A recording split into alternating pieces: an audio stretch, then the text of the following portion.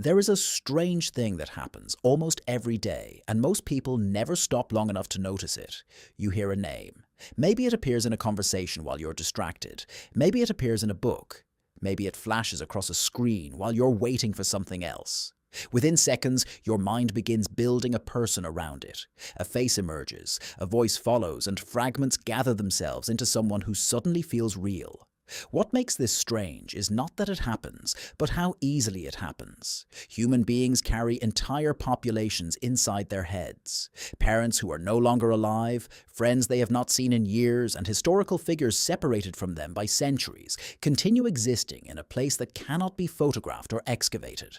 Most of the time, these invisible companions drift quietly through the background of life, appearing only when a memory, a photograph, or a familiar name pulls them forward again.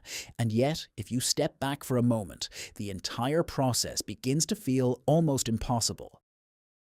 A person can disappear from the physical world completely while continuing to influence people they will never meet.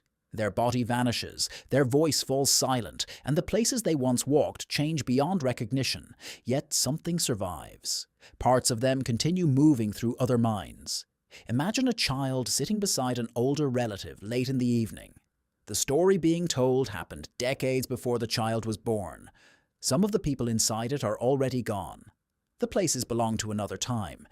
Yet, as the child listens, something invisible begins moving from one mind into another. Knowledge, memory, and meaning travel together, slowly accumulating across generations until entire cultures begin resting upon experiences most people never lived themselves.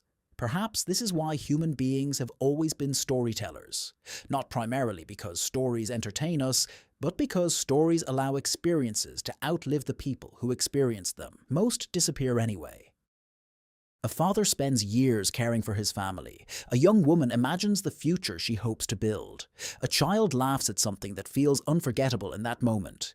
Their lives matter completely to them, yet history rarely notices. Eventually, most traces of their existence fade, just as billions of lives have faded before them.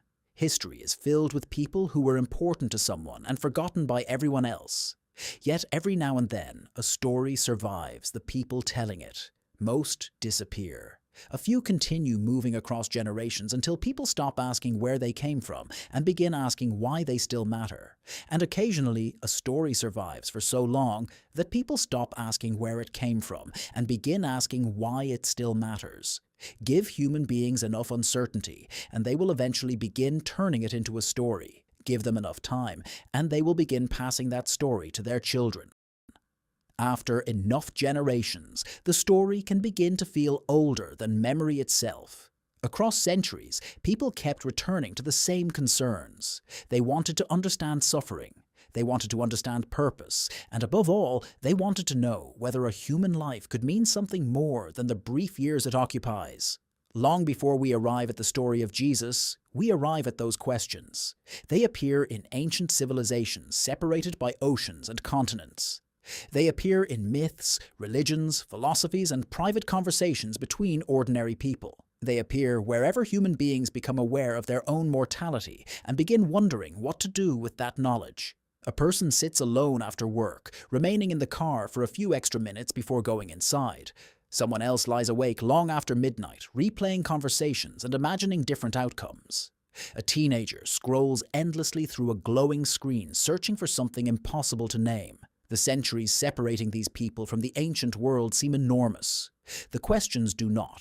Perhaps this is where the story of Jesus actually begins. Not in Bethlehem, not in a stable, and not even in history itself. It begins in the same place many enduring stories begin, inside the human search for meaning. Historically, Jesus emerged from a world that often feels distant from our own. The technology was different, the political systems were different, and daily life was harder in ways most modern people rarely experience. Yet beneath those differences lived people who would probably feel familiar if we could meet them. They worried about loss, belonging, and whether the future would be kinder than the present. Like people today, they searched for orientation inside a world that often felt uncertain.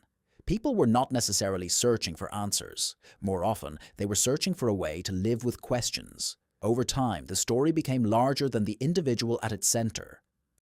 Over time, the story became part of the framework through which entire cultures understood suffering, hope, forgiveness, loss, and purpose. But the deeper question may not be why the story spread.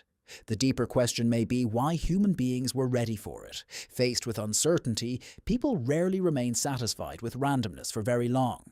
They begin connecting events, searching for patterns and transforming experience into narrative because stories help them orient themselves inside realities that would otherwise feel overwhelming. In some ways, every civilization seems to be doing the same thing, creating stories large enough to make human experience feel coherent. And perhaps this explains something about modern life as well. Never before have human beings possessed access to so much information. Entire libraries fit inside devices small enough to rest in a pocket, and questions that once required months of searching can now be answered in seconds. Yet many people describe a strange sense of disorientation that persists despite all of this knowledge. A person can spend years collecting knowledge about the world and still feel quietly lost within it. They can understand how galaxies form, how civilizations rise, and even how life itself emerged on this planet, yet remain uncertain about what any of those things mean for the life they are currently living. Ancient people often knew far less than we do, yet they spent less time surrounded by millions of competing voices demanding their attention. Somewhere between learning more about the world and understanding our place within it, something became harder to find. Not knowledge, orientation. The feeling that our lives belong within a larger story. Perhaps that feeling has always been closer to the center of human existence than we realize, and perhaps that is where the entire history of Jesus eventually leads. Not toward a conclusion about one man, not toward a conclusion about one religion, but toward a realization about the species telling the story. Human beings inherit memories they never lived, preserve questions they never asked, and continue conversations that began long before they arrived. Every generation receives fragments of meaning from the past, reshapes them, and passes them forward again. Civilization itself may simply be that process unfolding across time, one mind handing something to another, one question surviving long enough to reach someone new, and one story continuing its journey through people who never witnessed its beginning. At that point, the story begins to feel larger than history. It begins to feel connected to something deeper about consciousness itself. Perhaps that is why certain stories remain with us. Not because they finally answer humanity's oldest questions, but because each generation discovers those questions for itself. And after a while, it becomes difficult to tell whether stories survive because humans keep carrying them forward, or whether humans keep carrying them forward because something inside those stories continues reflecting questions they cannot stop asking. Perhaps every generation simply finds itself standing inside a story that began long before it arrived, and perhaps that is true of more than stories.